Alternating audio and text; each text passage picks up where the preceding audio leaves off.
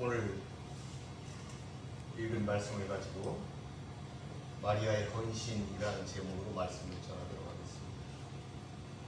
하겠습니다. 예수님은 그 7번째 표적으로 죽은 나사로를 살리셨는데 마지막 6월절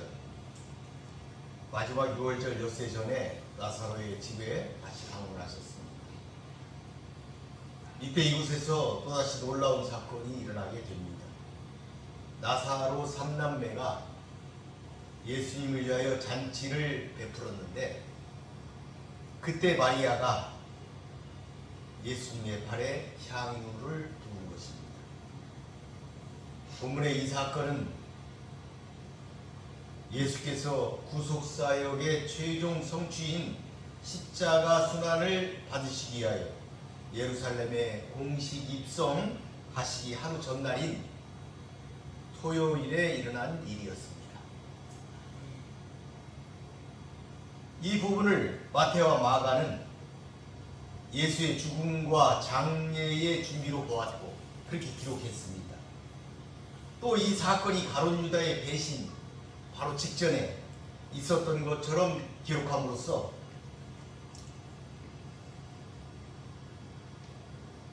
두 사건을 대비하였지만은 요한은 시간적 순서에 충실하게 그대로 순차적으로 기록하였습니다.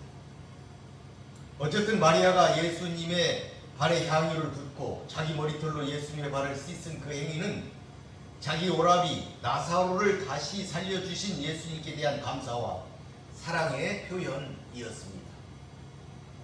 그러나 구속사적으로 볼 때 마리아의 이 사건은 결국 예수가 기름 부음을 받은 자, 곧 메시아, 인류의 구속주가 되심을 신앙 고백하는 것이다. 이렇게 볼 수가 있습니다. 물론 마리아가 예수님의 순환이 임박함을 깨닫고 이 행위를 한 것은 아니었습니다. 다만 그녀는 자신도 깨닫지 못하는 중에 예수님의 장례를 예비한 놀라운 행보를 하게 된 것입니다. 오늘 본문을 통하여 마리아처럼 주일에 헌신하며 살다 은혜를 입는 성도가 되시기를 바라겠습니다. 1절에 보니까 6월절 엿새 전에 예수께서 베다니에 이르시니 이곳은 예수께서 죽은 자 가운데 살리신 나사로가 있는 곳이라.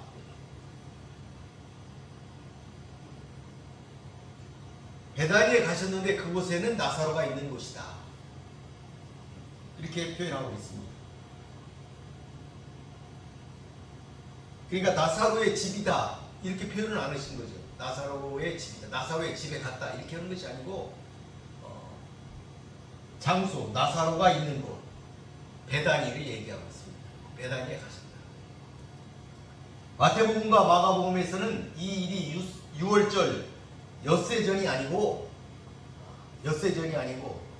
그러니까 지금 여기 우리가 읽은 이 본문을 보게 되면 6월절 엿새 전의 일이라고 기록하고 있는데 마태나 마가는 아까 말씀드렸다시피 그 시점을 그 가룟 유다의 배신과 맞추어 가지고 그때 일어났던 일로 이렇게 기록을 하고 있다.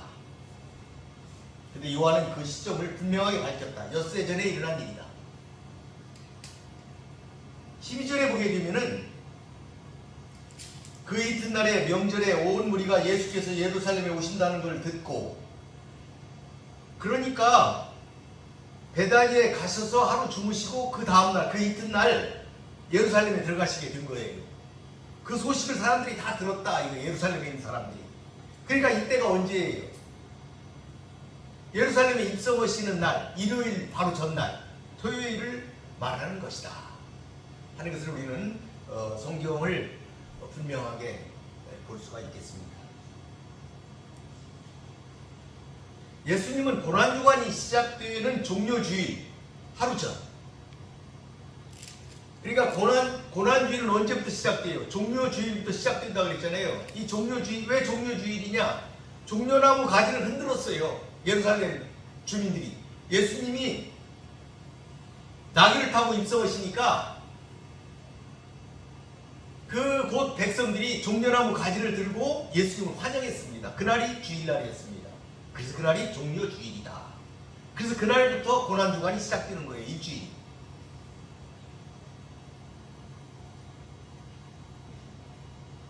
그러니까 예수님은 이 종려주일 하루 전 예루살렘에 입성하시기 전날 예루살렘 베다니 나사로의 집에서 자신의 죽음과 장사를 예비하는 도유 사건을 경험하시게 된 것입니다. 사실 이 베다니는 예루살렘에서 약 3km 정도 떨어진 매우 예루살렘에서 가까운 동네입니다. 자신을 적대시하며 찾고 있는 예루살렘 종교 지도자들에게 체포될 위험성이 아주 높은 곳이었습니다. 그러나 베다니가 그 다음날 예루살렘 입성하기에는 아주 적당한 거리였고, 예수께서 그 사랑하시는 자 나사로의 3남매가 살고 있는 곳이었기 때문에 예수님은 그곳으로 오셨던 것입니다. 이제 그분은 아버지께서 정하신 때가 임박했음을 아셨기 때문에 더 이상 당국자들을 피하여 숨지 않으시고 당당하게 자신을 나타내신 것입니다. 그분은 자신의 수배령이 내린 것을 아시면서도 전혀 개의치 않으셨습니다. 이러한 용기 있는 태도는 성도인 우리가 역시 본받아야 할 담대한 믿음의 태도가 아니냐, 이렇게 우리가 볼 수가 있습니다. 시기를 제대로 분별하지 못하고 서두르는 것은 무모한 일이지만 적절한 때 용기 있게 맞서 다가서는 것도 필요하고 가치 있는 일이다. 이렇게 예수님의 모습을 보고 우리는 알 수가 있습니다. 본문은 이곳이 죽었다 살아난 나사로가 있는 곳이다 이렇게 밝히고 있으나 마태와 마가는 어떻게 표현했느냐? 예수께서 베다니 문둥이 시몬의 집에 계실 때 이렇게 기록하고 있습니다. 예수님께서 베다니에서 문둥이 시몬의 집에 계셨다. 이는 문둥이 시몬으로 불리는 자가 나사로와 밀접한 관계가 있구나 하는 것을 우리가 알 수가 있습니다. 그러나 시몬이 누구인지는 정확히 알려져 있지는 않습니다. 다만 그가 문둥이 시몬으로 말하고 있는데, 이는 시몬이라는 이름이 너무나 흔하기 때문에 그것을 구분해 주기 위해서 그 앞에 문둥이 시몬이다 이렇게 붙인 것으로 볼 수가 있습니다. 또한 마태와 마가는 그 당시 이 사건을 기록할 때 어떤 한 여자가, 그러니까 베다니 문둥이 시몬의 집에 있을 때에 어떤 한 여자가 와서 기름을 부었다 이렇게 표현하고 있는데, 여기서 요한은 이들 가족 이름을 다 밝히고 있습니다. 나사로와 또 문둥이 시몬, 마르다, 마리아 이렇게 전부 다 하나씩 열거하면서 다 기록하고 있습니다. 이는 당시에, 그러니까 사도 요한이 요한복음을 기록할 때는 1세기 후반, 그러니까 AD 100년이 가까운 때 90년도, 서기 90년, 서기 90몇 년도쯤에 일어난 일이기 때문에 그때는 이 나사로나 이 가족들을 해코지하려고 했던 그런 모든 사람들, 그 사람들이 다 죽었다. 이미 지나갔다. 이미 지나갔기 때문에 이제는 세월이 다 흘러서 이들의 이름을 공개를 해도 아무런 이들에게 해코지 될 일이 일어나지 않을 것으로 생각하기 때문에 정확하게 그냥 이름을 다 공개해서 기록한 것이다. 우리가 이렇게 볼 수가 있지요. 어쨌든 이곳 베다니는 죽었다 살아난 나사로가 있는 곳이었습니다. 이러한 언급은 마리아의 향유 도유 사건, 이 도유 사건, 몰래 기름을 부었다 이 말입니다. 몰래 기름을 부은 이 사건을 암시하기 위한 그런 의미로 나사로가 죽었다 살아난 곳이다. 죽었다 살아난 나사로가 있는 곳이다. 그러니까 이 도유 사건의 의미가 무엇인가 하는 것을 두 개를 연결시켜 보면 우리가 알 수가 있다. 이런 얘기죠. 즉 죽은 자라는 표현을 통하여 이 사건이 예수의 죽음을 예비하는 성격을 가진 것이다. 또 살았다, 살아났다, 이런 단어를 통해서 예수님은 죽으실 것이지만은 나사로가 살아난 것처럼 다시 살아날 것이다. 그것을 암시한다. 이렇게 우리는 볼 수가 있겠습니다. 2절 한번 보십시오. 거기서 예수를 위하여 잔치할세 마르다는 일을 하고 나사로는 예수와 함께 앉은 자 중에 있더라. 마태복음에서는 단순히 집에 계실 때, 마가복음에서는 식사하실 때에 이렇게만 표현을 했는데, 요한은 이때 방문과 식사가 예수를 위한 잔치였음을 구체적으로 밝히고 있습니다. 이들 삼남매가 예수님이 오시니까 지금 잔치를 베풀었다 하는 것을 알 수가 있습니다. 여기 보니까 그 장소가 어디냐? 장소가 어디냐? 하는 문제점은 사실 있습니다. 왜 그러냐면 마태와 마가는 이곳이 베다니에 있는 문둥병자 시몬의 집이었다 이렇게 기록하고 있기 때문입니다. 그렇지만 다른 성경을 보게 되면 예수님은 언제나 베다니에 가실 때에는 언제나 나사로의 집에 머무르셨다. 그리고 마르다가 시중을 들었다.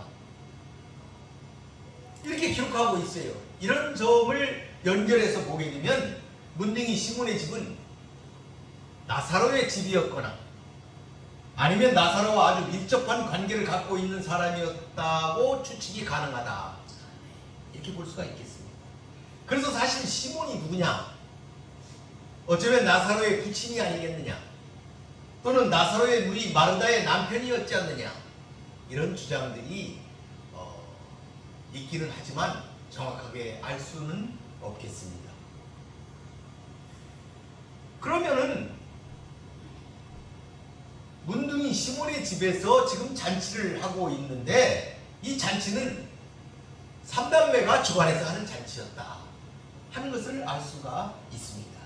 죽은 나사로를 살려주신 예수님께 대한 그 은혜를 갚는 의미에서 준비되었던 잔치였을 것이다. 그렇기 때문에 이 잔치가 예수를 위한 예수께서 주인공이신 잔치였던 것만은 분명하다. 이렇게 우리가 본문에서 볼 수가 있겠습니다. 그런데 여기 보게 되면은 마르다는 일하는 사람으로 나옵니다. 다른 곳에서도 마르다가 예수님을 대접하기 위하여 바쁘게 움직이는 장면이 기록되어 있는데 여기서도 예수님은 일을 하고 마르다는 일을 했습니다. 그리고 나사로는 예수님 계신 곳에 함께 앉은 자 중에 있었다. 그럴 거 아니겠습니까? 나사로는 남자니까 어쩌면 가장으로서 손님으로 오신 예수님을 접대하기 위해서 거기에 같이 있으면서 예수님의 말씀도 듣고 또 얘기를 나누고 있었던 것이죠. 그런데 뒤에서 마르다는 일을 하고 그리고 마리아는 오신 손님을 영접하는 그 당시에 그 의미, 기름을 붓는 것, 귀한 손님이 왔을 때 기름을 붓는데 그와 같은 일들을 담당했다. 서로 각자 임무를 맡아가지고 지금 일을 하고 있는 그 삼남매의 모습이 여기 기록이 되어 있습니다. 그런데 마리아는 일하는 사람으로 나왔다. 언제나 일을 했다. 마르다가. 이는 마르다가 매우 부지런하며 손님 접대하기를 힘쓰는 여성이었을 뿐만 아니라 자신의 오라비를 살려준 데 대하여 매우 감사하고 있음을 잘 보여주고 있다. 이렇게 볼 수가 있겠습니다. 이 마르다가 일하고 있다. 이 대목은 오직 요한만이 기록하고 있습니다. 마태나 마가, 누가는 기록하지 않았지요. 이는 주님께 대한 봉사의 중요성을 강조하고 1세기 후반 당시 교회가 각 지방에 뿌리를 내리고 있었으므로 이러한 표현을 통하여 교회 안에서 봉사의 미덕을 상기시키는 것으로 볼 수도 있겠다.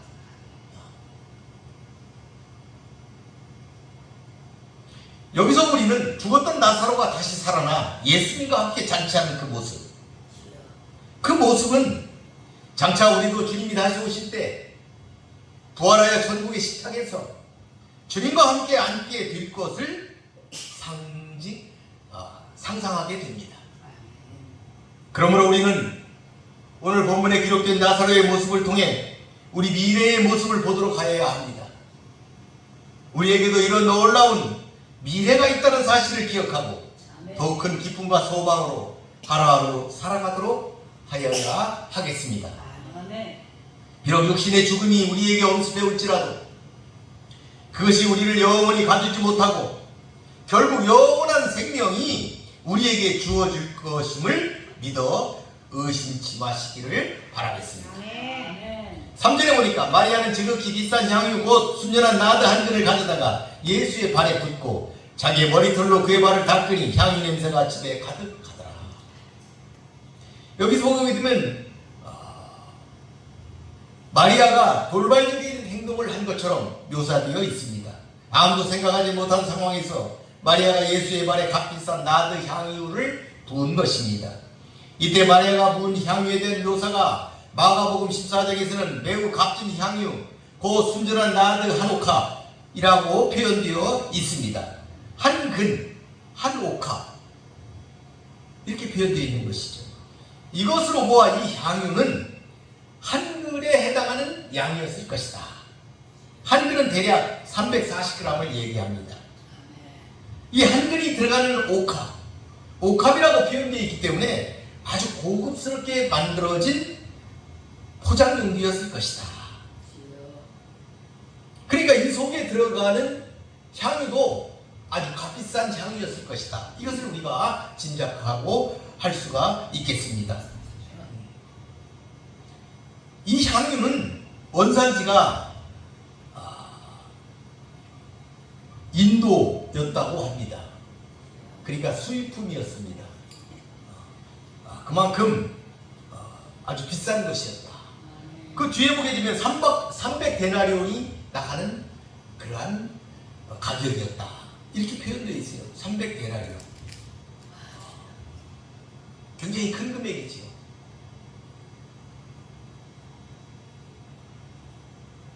이 향유를 마태와 마가는 머리에 부었다. 이렇게 표현하고 있는데 여기 요한은 발에 부었다. 이렇게 표현하고 있습니다. 그러니까 한 근이나 되는 340g이나 되는 이 향유를 머리에 붓게 되면 이게 흘러서 앉아있는 예수님에게 부었더니 그 향유가 발까지 내려갔다.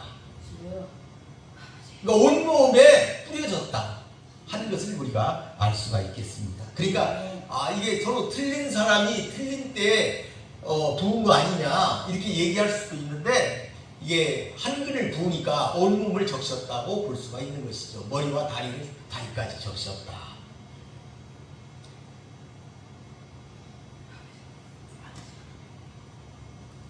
그래서 마리아가 자기의 머리털로 예수의 발을 씻었다. 이렇게 묘사하고 있는 것이죠.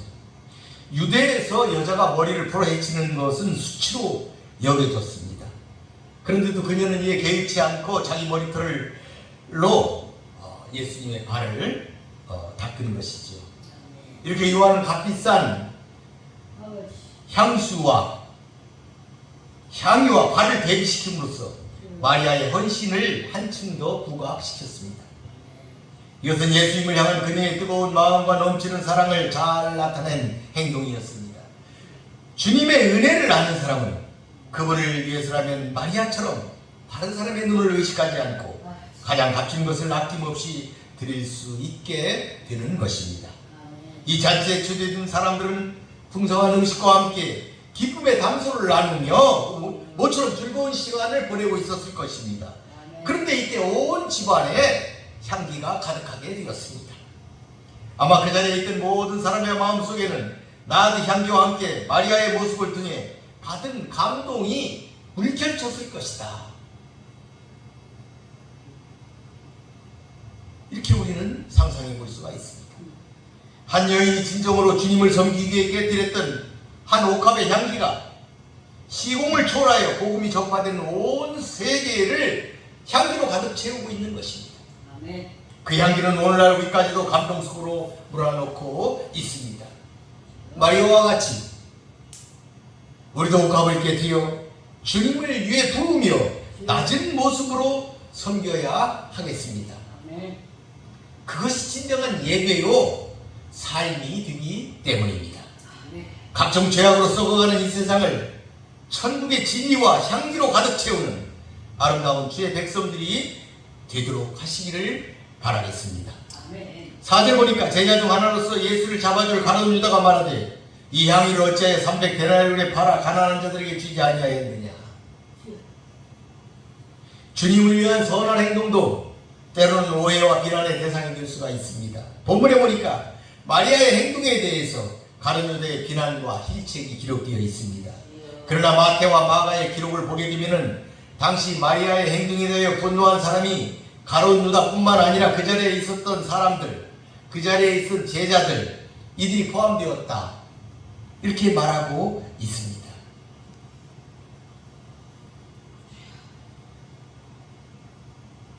그러니까 그 자리에 있던 그 사람들은 그 당시에 이 마리아의 아름다운 신앙과 이 선행을, 그리고 이것이 의미하는 진정한 의미를 깨닫지 못하는 자들이 그 태반이었을 것이다.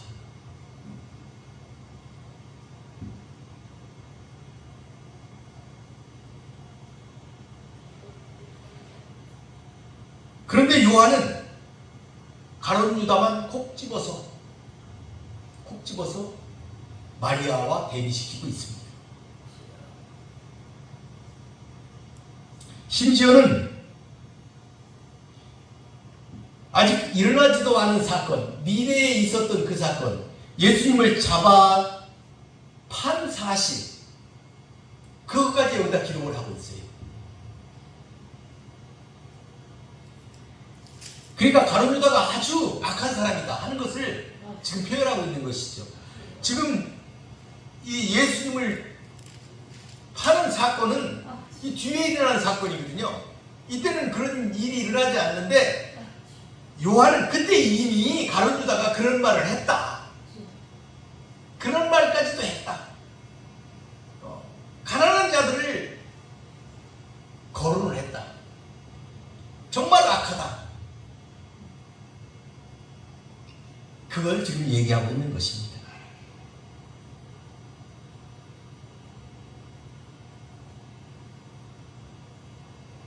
이것을 돌려서 우리가 다시 한번 생각을 해보게 되면 이 말의 그 뜻이 이런 것도 있을 것이다. 비록 예수의 제자를 할지라도 예수님 뜻과 상관없는 나쁜 생각을 품을 수 있을 뿐만 아니라 누구처럼? 가룟 유다처럼. 심지어는 예수를 배반할 수 있음을 보여주기 위해서 그렇게 기록했을 것이다. 왜 그러냐면 이 글이 쓰여진 1세기 후반기에는 교회에 대해서 이단들이 준동하고 외부의 압박으로 변절자들이 속출하는 시기였기 때문입니다. 그러니까 그때 로마 당국의 압제가 얼마나 심했는지 너무나 많은 사람들이 순교하는 그런 상황에서 변절자들이 속출하고 있었다.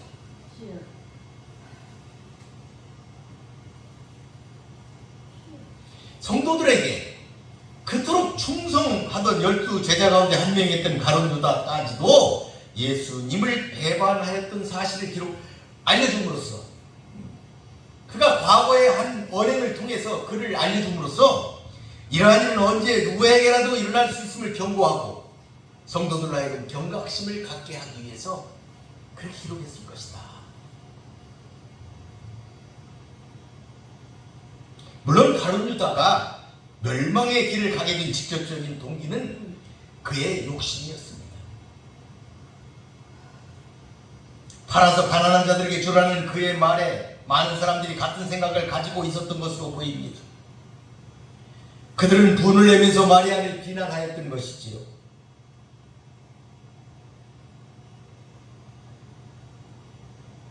그러니까 가룟 유다의 말에 혹했을 수도 있습니다.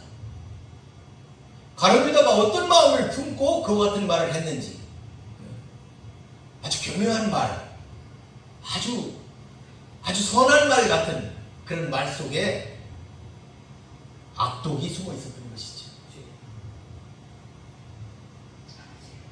지금 우리가 그 사건을 돌이켜보면 마리아의 이 행위는 얼마나 선하고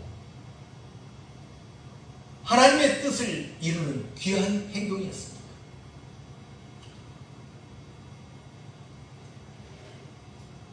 어떻게 그처럼 귀한 행동을 단순히 가난한 자들을 위해서 하지, 어떻게 그렇게 하느냐 하는 정도로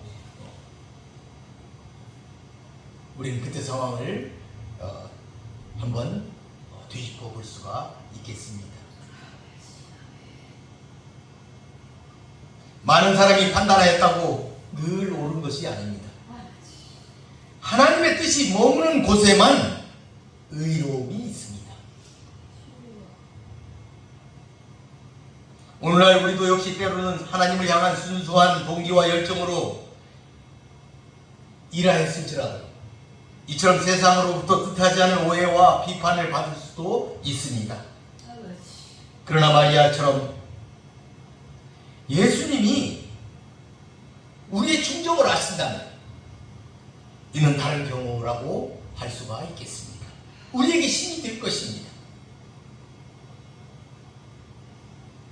그러나 당시에는 사랑을 말씀하시는 예수님이 많은 가난한 자들이 있음 그걸 잘 아시면서도 마리아의 행위를 용인하시는 것에 대해서 제자들은 몹시 불만스러워 했던 것 같아 보입니다. 그래서 가룟 유다는 자신의 생각을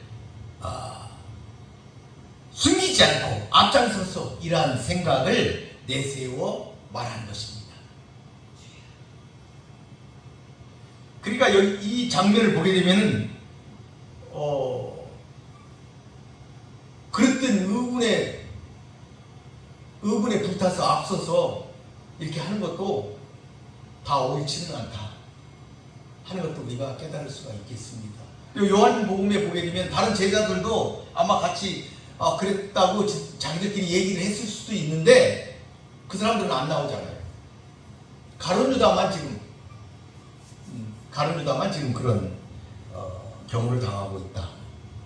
그러니까 가룟 유다가 악했기 때문에 다른 제자들은 그런 악한 생각이 그 이면에 없었다 하는 것도 우리가 알 수가 있죠. 그냥 잘못된 생각으로 어두우니까, 영적으로 어두우니까, 이게 뭐가 뭔지 잘 판단을 못하니까 그냥 자기 눈에 보이는 대로 말을 했을 뿐이지만은 이 가룟 유다는 그게 달랐다. 다른 확신이 있었다 하는 것을 우리는 알 수가 있겠지요. 그런데 이런 사람들은 보게 되면은 자신은 주께 드리는 것을 아까워하면서도 다른 이들의 헌신에 대해서는 가타부타 얘기를 하면서 그보다 더 가난한 사람을 도와야 되는 것이 좋지 않느냐 이렇게 주장하기도 하는 것이죠.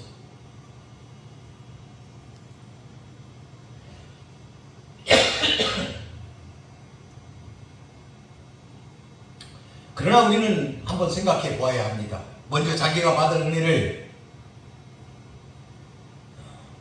감사치 않으며 자신이 먼저 예수께 헌신하지 않는 자의 주장은 진정한 가치를 가질 수가 없다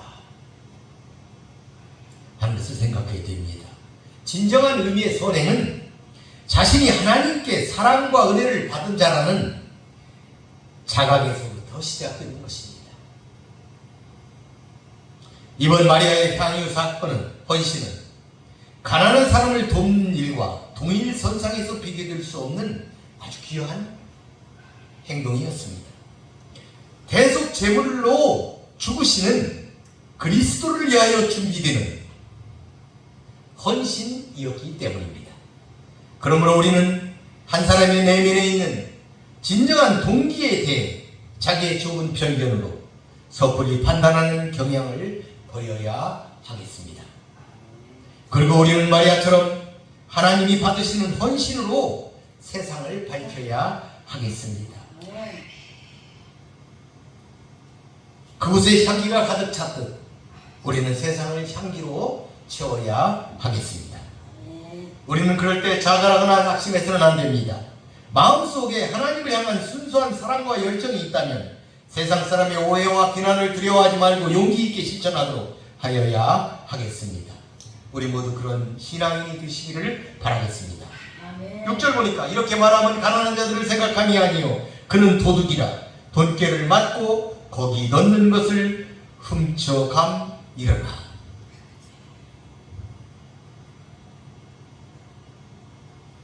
그러니까 재정을 보면서 돈을 훔쳐가는 사람들이 시조와 가룟유다다 하는 것을 우리가 알 수가 있습니다. 지금도 교회에서 재정을 훔치는 자들이 많이 있잖아요. 근데 그 사람들이 얼마나 선한 체하고 얼마나 거룩한 체하고 얼마나 의로운 체하는 경우가 많습니까? 다른 사람이 하는 거 전부 판단하잖아요.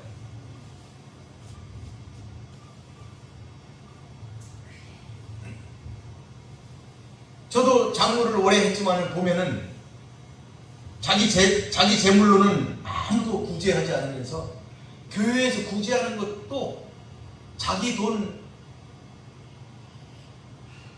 인색하듯이 얼마나 인색한지 모릅니다. 아버지, 용서해 주세요.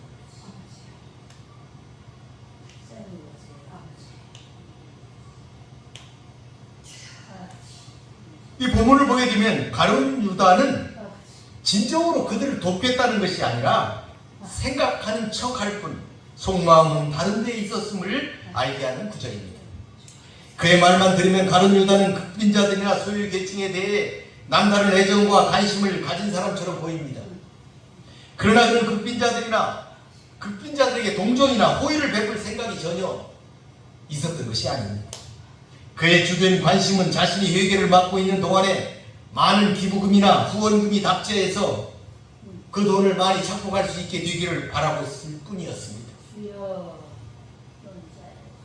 가룟유다는 가난한 이웃을 불쌍히 여기는 척하면서 자신의 진리에만 밝은 이중적인 마음을 가진 위선자였습니다. 이러한 사실은 하반절에 나오는 저는 도적이라 라는 표현과 돈괴를 맞고 거기 넣는 것을 훔쳐가미라 한 표현에서 잘 드러나고 있습니다.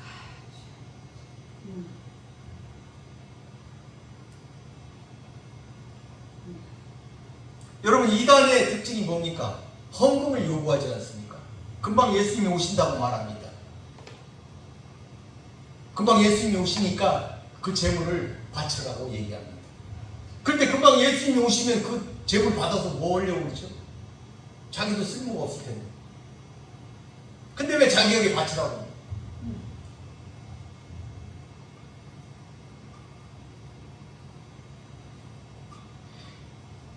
전지전능하신 예수님께서 가룟유다의 이러한 사악함을 몰랐을 리가 없을 것입니다. 많은 사람들이 얘기하죠. 어떻게 그런 사람을 제자로 삼았을까? 이렇게 얘기하는 사람들이 있습니다. 그렇지만 예수님은 가룟유다를 몰랐을 리가 없다. 왜? 예수님은 신이시니까. 전지전능하시니까 다 아셨을 것이다. 아셨다. 이렇게 여러분 생각하시길 바랍니다. 그럼에도 그에게 주어진 직무를 빼앗거나 공개적으로 질책하지 않으셨던 것은 그가 스스로 뉘우치기를 바라셨으며 그를 통한 하나님의 구속사적인 계획을 아셨기 때문입니다. 예수님은 자신에게 부여된 구속사적 사명을 성실하게 감당하시며 하나님의 뜻을 이루기 위하여 놀라운 인내력을 발휘하시며 침묵하신 것입니다. 이사야서에 보면 그가 곤욕을 담아 옆으로 때에도 그 입을 열지 아니하였으며 마치 도수장으로 끌려가는 어린 양과 덜 깎는 자 앞에 잠잠한 양같이 그 입을 열지 아니하였도다. 우리도 사명 감당을 위하여 인내하며 말을 아끼는 성도가 되시기를 바라겠습니다. 7절에 보니까 예수께서 이르시되 그를 가만두어 나의 장래할 날을 위하여 그것을 간직하게 하라.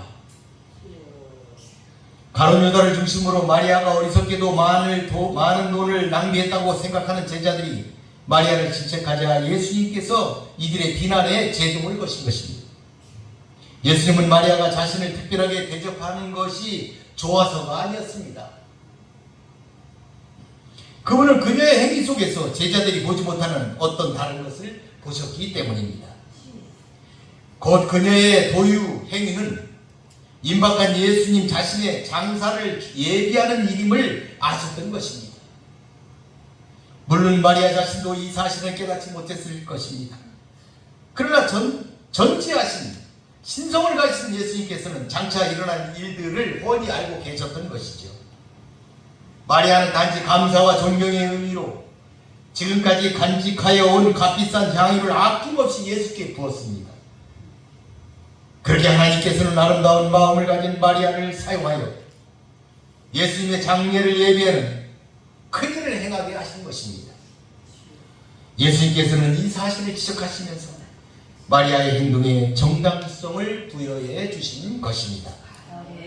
제자들의 말씀 적용이나 판단이 늘 옳은 것이 아니라는 사실을 우리는 알 수가 있습니다. 그들의 판단은 하나님의 큰 일을 거스르는 일이었습니다. 그들이 예수님의 그동안 가르침을 새겼다면 스승을 향한 이 일에 대하여 함께 기뻐하여야만 했을 것입니다. 교묘하게 다 아는 것처럼 하나님의 일을 그릇 판단하는 제자들이 되어서는 안 되겠습니다. 8절에 보니까 가난한 자들은 항상 너희와 함께 있거니와 나는 항상 있지 아니하리라 하시니라. 그분은 자신이 이 세상을 떠날 때가 가까이 왔음을 아셨기 때문에 이 말씀을 하신 것입니다. 그러나 제자들은 예수님의 이 말씀이 무엇을 의미하는지 깨닫지 못했던 것 같습니다. 이 말씀은 제자들이 지금껏 어디를 가고 또 무엇을 하든 예수님과 함께 했으나 이젠 이러한 상태가 오래 지속되지 못할 것이라는 사실을 나타내는 표현입니다. 이처럼 예수님께서는 자신이 곧 이 세상을 떠날 것을 말씀하시면서 그러므로 항상 그들과 함께 있을 가난한 자들을 구제하는 일보다 자신의 죽음을 예비하는 일이 더 시급하다, 더 시급한 일이다 라고 말씀하시는 것입니다. 또한 이 말씀 가운데서 우리는 예수께서 가난한 자의 구제를 결코 가볍게 여기지 않으셨다는 사실을 깨달아야 하겠습니다. 가난한 자의 구제도 성도가 항상 힘써야 할 일입니다. 이는 성경에서 매우 강조되는 하나님의 명령일 뿐 아니라 하나님의 사랑을 실천하는 삶의 자연스러운 결과이기 때문입니다. 그러나 당신은 예수님 자신의 죽음을 눈앞에 둔 시점이었기 때문에 시기를 분별할 줄 아는 지혜를 가질 것을 교훈하시는 것입니다. 아울러 가난한 자의 구제를 명분으로 내세우는 가룟유다의 사악한 마음의 의표를 찌른 것이다, 이렇게 볼 수가 있습니다. 오늘 우리는 기쁜 마음으로 예수님을 맞이하여 잔치를 베풀고 예수님께 향유를 붓고 그의 은혜에 감사한 나사로 3남매의 헌신적인 이야기를 살펴보았습니다. 때는 6월절 가까운 시기였습니다. 베다니는 예루살렘을 향하여 가는 많은 사람들이 거쳐가는 동네였습니다. 그런 그곳에 죽었다가 다시 살아난 나사로가 산다는 소식은 그 당시에 큰 뉴스였을 것입니다. 한 번쯤 들려서 보고 싶었던 사람이었을 것입니다. 더욱이 그곳에 이 나사로가, 죽은 나사로를 살리신 예수님이 오셨다, 이 소식은 많은 사람들을 흥분하게 했을 것이고 몰리게 하였을 것입니다. 특별하게 그곳에는 예수님을 반기며 잔치를 베푸는 나사로 3남매, 그 중에서도 귀한 향유를 부어 예수님의 역사를 준비한 마리아가 있었고, 그것을 바라보며 불편해하며 가난한 자를 위하는 것처럼 말하며 욕심을 드러내는 가룟유다도 있었습니다. 아주 좋은 대비를 이루는 그런 장면이다, 이렇게 말할 수 있겠죠. 여기서 우리는 특별히 향유 옥합을 준비하고 그것을 깨어 예수님께 대한 극진한 감사를 나타냈던 마리아를 먼저 기억하여야 하겠습니다. 그녀는 그의 일의 의미를 모른 채 단지 감사함으로 행동하였지만 그것은 하나님의 뜻을 이루고 그 일에 동참하는 거룩한 일이 되었습니다. 늘 기뻐하며 감사함으로 순종하는 자에게 내리는 크나큰 축복이었다, 이렇게 볼 수가 있겠습니다. 아름다운 일은 향기가 있습니다. 그 향기는 온 집안을 가득 채우게 됩니다. 이렇게 주님을 섬기는 자가 진정한 제자입니다. 하나님은 이렇게 성도의 작은 헌신을 큰 영광으로 변화시켜 주십니다. 성도 여러분, 마리아처럼 여러분도 가장 귀한 옥합을 깨어 헌신함으로 장차 오실 주님의 재림을 향기롭게 준비하는 성도들이 되시기를 진심으로 바라겠습니다. 아멘. 말씀을 마치겠습니다. 아멘. 고맙고 감사하신 아버지 하나님, 오늘 이 시간에 우리는 마리아의 헌신에 대해서 나사로 3남매가 예수님을 위하여 잔치를 베풀었던 그 장면을 살펴 보았습니다. 우리는 언제나 기쁜 마음으로 예수님을 영접하고 그분을 위하여 잔치하며 그분과 함께하는 시간을 위하여 헌신할 수 있는 우리 사랑하는 성도들이 되게 하여 주시옵소서. 아멘. 늘 예수님의 뜻과 함께하는데 그 길을 향하여 나아갈 수 있도록 늘 생각하며 늘 기도하며 늘 그 뜻을 기억하며 살아가는 그와 같은 나사로 3남매 같은 귀한 형제들이 되게 하여 주시옵소서. 아멘. 주께서 우리의 예배를 받아주시기를 바랍니다. 아멘. 예수님의 이름으로 기도 올립니다. 아멘. 아멘.